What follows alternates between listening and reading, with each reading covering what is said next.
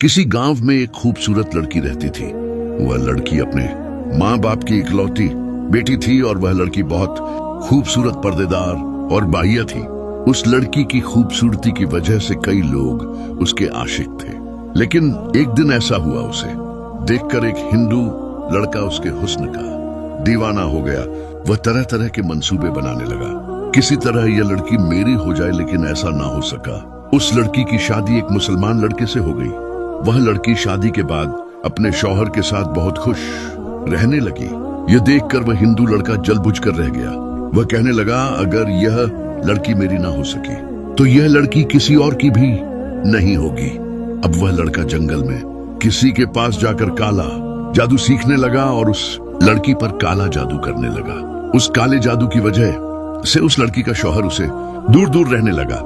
उस लड़की के पास शुरू के 5 सालों में कोई भी बच्चा पैदा ना हुआ।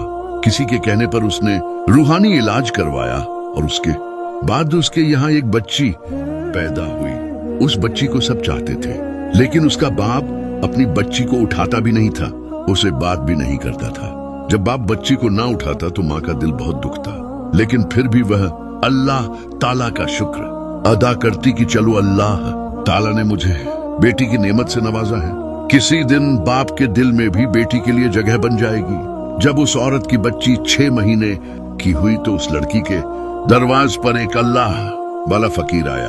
उस लड़की ने अपनी मुलाजिम से कहा कि इस फकीर को खरद दे दो। मुलाजिम जब खरद देने लगी तो अल्लाह वाले बुजुर्ग ने कहा कि मैं इस घर की मालकिन के हाथों से खरीद लूंगा। हालांकि वह लड़की किसी के सामने नहीं आती थी, वह लड़की किसी से नहीं मिलती थी, बहुत ही पर्देदार खातून थी।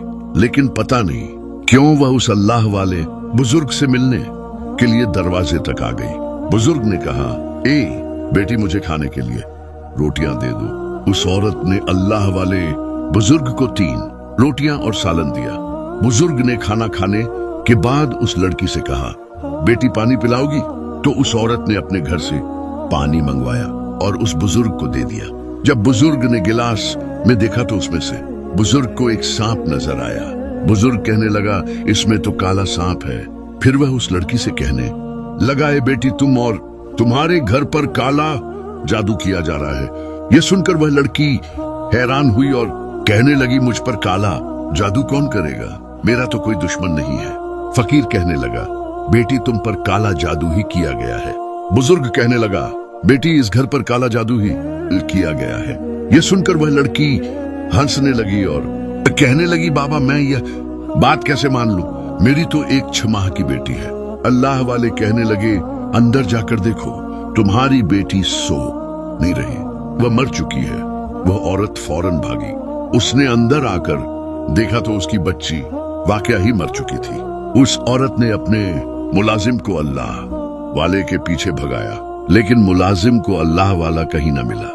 वह औरत सोचने लगी कि वह फकीर कौन था जिसने मेरी बेटी के मरने की खबर दी, लेकिन सब्र तो करना ही था। उस औरत ने सब्र कर लिया और अल्लाह के हुजूर दुआएं और सजदे करने लगी। इस वाकया के ठीक 1 साल बाद उस लड़की के यहाँ फिर से एक बेटी पैदा हुई, जो पहली बेटी से भी ज्यादा खूबसूरत थी। वह लड़की अपनी बेटी को किसी के सामने नहीं लाती थी कि कहीं उसे नजर ना लग जाए। वह पहले ही एक बेटी खो चुकी थी, अब उसमें दूसरी बेटी खोने की हिम्मत नहीं थी। जब वह बच्ची 2 साल की हुई तो एक बार फिर से वही फकीर दरवाजे पर आया। नौकरानी ने उस फकीर को खरीद देना चाहिए तो वह फौरन पहचान गई कि यह वही फकीर है। वह दौड़ती हुई अपनी मालकिन के पास गई और उसे बताया। जब उस लड़की ने यह सुना तो वह बहुत डर गई। उसने झूले में सोई बच्ची को देखा, उसकी बच्ची आराम से सो रही थी। उस लड़की ने अपनी मुलाजिम से कहा कि फकीर को खाने को दे दो। फकीर ने मुलाजिम से कहा, अपनी मालकिन से हो कि इस घर पे तुम पर काला जादू करवाया जा रहा है। तुम लोग मेरी बात क्यों नहीं मानते? अगर तुमने इलाज ना करवाया तो तुम कभी भी साहिब औलाद नहीं हो सकोगी। पहले तो वह लड़की इस बात को नहीं मान रही थी, लेकिन जब नौकरानी ने दोबारा आकर कहा तो वह बहुत रोने लगी। फकीर उस वक्त जा चुका था। वह लड़की फकीर से मिलना चाहती थी, लेकिन फकीर जा चुका था। अब वह बैठकर रोने लगी और अपनी बच्ची के लिए दुआएं करने लगी। उस दिन उस लड़की का शौहर घोड़े पर सवार होकर घर आया और अचानक घोड़े ने सहन में एक घड़ा खोदना शुरू कर दिया। सब हैरान थे कि घोड़े ने घर में कब्र क्यों खोदी। अंदर उस लड़की की बच्ची सो रही थी। अचानक वह नींद में उठी और बाहर आई। वह बच्ची आंखें मलती हुई उस घड़े में जा गिरी और दूसरी बच्ची भी मर गई। उस लड़की को यकीन हो गया कि अल्लाह वाला बुजुर्ग सच कह रहा था, लेकिन बुजुर्ग जा चुका था। उस लड़की ने उसे बहुत ढूंढा, बहुत कोशिश की कि बुजुर्ग दोबारा मिल जाए, लेकिन उस लड़की को बुजुर्ग कहीं ना मिले। 1 साल बाद उस लड़की के यहाँ फिर से एक बेटी पैदा हुई। अब वह दोनों मियाँ बीवी हर वक्त डरे डरे रहते कि कहीं इस बेटी को भी कुछ ना हो जाए, लेकिन हुआ वही जिसका डर था। एक दिन वह दोनों मियाँ बीवी अपनी बच्ची को किसी आमिल के पास ले जा रहे थे। वह रास्ते में थे। उन्होंने देखा कि एक बड़ी सी चील आई और उनसे बच्ची छीन कर ऊपर उड़ा ले गई। वह दोनों तड़पते रह गए कि हमारी बच्ची कहाँ जा रही है। चील ने ऊपर जाकर बच्ची को जमीन पर गिरा दिया और वह बच्ची टुकड़ों में हो गई और बच्ची की मौत हो गई। वह औरत अपनी बेटियों के गम में छकनाचूर हो चुकी थी, लेकिन फिर भी सब्र और शुक्र करने वाली औरत थी। वह हमेशा अल्लाह के हुजूर दुआएं और सजदे करती रहती कि या अल्लाह तेरी रजा क्या है, कौन हमारा दुश्मन है। फिर एक दिन वही अल्लाह वाला फकीर उनके दरवाजे पर आया। मुलाजमत ने उस अल्लाह वाले फकीर को पहचान लिया और उसने फौरन जाकर अपनी मालकिन को बताया। वह लड़की दौड़कर बाहर आई और रोते हुए कहने लगी, अब तू किसको लेने आया है?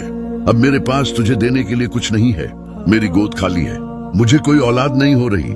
यह सुनकर फकीर ने कहा, बेटी अगर मुझ पर यकीन रखती हो तो मुझे घर के अंदर आने, मुझे खास तुम्हारे काम के लिए भेजा गया है। उसके बाद वह अल्लाह वाला फकीर अंदर आ गया।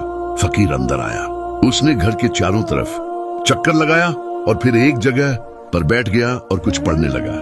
फिर उसने लड़की को कहा कि बेटी पानी लेकर आओ। वो लड़की अल्लाह वाले के सामने पानी ले आई।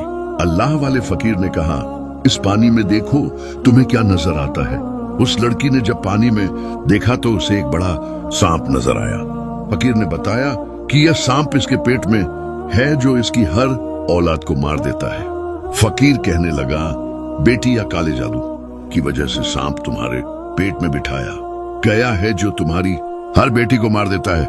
लड़की बोली, लेकिन बाबा मेरी औलादें तो सही सलामत पैदा होती है। फकीर बोला, यही तो बात है बेटी, खुशी तुम्हें मिलती है लेकिन खुशी तुमसे छीन ली जाती है। फकीर ने कहा, बेटी तुमने अपनी आंखों से देख लिया कि इस प्याले में काला सांप है और काले जादू की वजह से यह सांप आपके पेट में बिठा दिया गया है। और आपको एक बात बताऊं बीबी, ये अमल किसने करवाया है?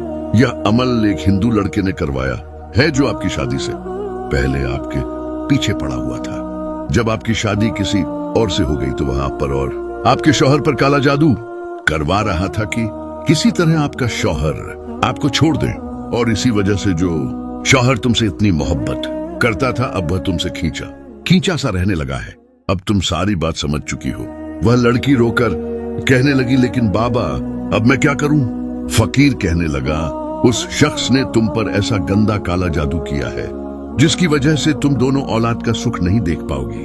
अगर तुम चाहती हो तुम्हारी औलाद लंबी जिंदगी जी तो तुम्हें एक मुश्किल आजमाइश से गुजरना होगा। जब उस औरत को पता चल गया कि कोई दुश्मन है तो वह कहने लगी कि मैं हर मुश्किल से लड़ने के लिए तैयार हूँ। फकीर कहने लगा, बेटी सोच लो, काम बहुत मुश्किल है। वह लड़की कहने लगी कि मैं तैयार हूँ। फकीर कहने लगा, बेटी औलाद को सही सलामत जिंदा हासिल करने के लिए तुम्हें खुद इस सांप को अपने पेट से जन्म देना होगा। यह बात सुनकर वह लड़की बहुत घबरा और डर गई क्योंकि उस लड़की ने वादा कर लिया था। फिर कहने लगी कि मैं अपने बच्चों के लिए हर मुश्किल से लड़ने के लिए तैयार हूँ और अन्य रब पर भरोसा करती हूँ। फिर वह लड़की उस अजीबोगरीब काम करने के लिए तैयार हो गई। फकीर ने उस लड़की को बताया कि यह सांप तुम्हारे पेट में है लेकिन ये बढ़ नहीं रहा। जब तुम इस सांप से अपनी मोहब्बत का इजहार करोगी कि ये मेरा बेटा है और मैं इसे दुनिया में लाना चाहती हूँ तो वह सांप तुम्हारी बात सुनेगा और तुम्हारे पेट में पड़ना शुरू हो जाएगा। फकीर ने उस लड़कियां थे कि तुम्हें रात की तन्हाई में अकेले बैठकर करने हैं। बगैर किसी से बातचीत किए हुए उस लड़की ने अपने पेट के ऊपर हाथ रखा और तन्हाई में यह बात भी कह दी कि तुम मेरे बेटे हो। यानी वह सांप को कह रही थी कि मैं तुम्हें इस दुनिया में लाना चाहती हूँ। ये बात सांप ने सुन ली और वह उसके पेट में बढ़ना शुरू हो गया। उस औरत ने एक दाई से भी बात कर ली थी कि इस बार जो मेरे यहाँ बच्चा पैदा होगा वह कोई इंसानी बच्चा नहीं बल्कि एक सांप होगा। तुम डरना मत, सांप जिंदा नहीं बल्कि मुर्दा हालत में बाहर आएगा। उसके बाद उस लड़की को सांप पैदा हुआ। उस सांप के साथ उसको एक खूबसूरत लड़का भी पैदा हुआ। उस लड़के का रंग बहुत नीला था। वह अपनी पैदाइश के बाद फौरन ही मर गया। दुख तो बहुत हुआ लेकिन सब्र भी करना था। 3 बेटियां और एक बेटा उसका मर चुके थे। काले इलम का असर अब बिल्कुल खत्म हो चुका था। इस वाकया के 1 साल बाद उस लड़की को अल्लाह ताला ने एक खूबसूरत बेटा दिया। वह बेटा सही सलामत जिंदा खैरियत से था। उसके बाद वही फकीर उसके दरवाजे पर आया। लड़की फकीर को देखकर काफी परेशान हुई। कहने लगी, बाबा फिर से ऐसी कोई खबर तो नहीं लाए जिससे मैं बिखर जाऊं। अब तो मेरा बेटा खैरियत से बड़ा हो चुका है। फकीर कहने लगा, नहीं बेटी, आज तो मैं तुम्हें एक खुशखबरी सुनाने आया हूँ। फकीर कहने लगा, बेटी वह शख्स जो तुम पर काला जादू किया करता था वह आज भी जंगल में बैठकर चिल्ला काट रहा था। अचानक एक बहुत बड़ा काला नाग आया। उसने उस शख्स को डस लिया और वह वहीं पर हलाक हो गया। मुबारक हो बेटी, तुम्हारे दुश्मन हलाक हो चुके हैं। बुरे कामों का अंजाम हमेशा बुरा होता है। उसके बाद वह फकीर खुशखबरी सुनाकर चला गया। वह लड़की अपने बेटे और शौहर के साथ खुशी खुशी रहने लगी। कहानी यहीं पर खत्म होती है।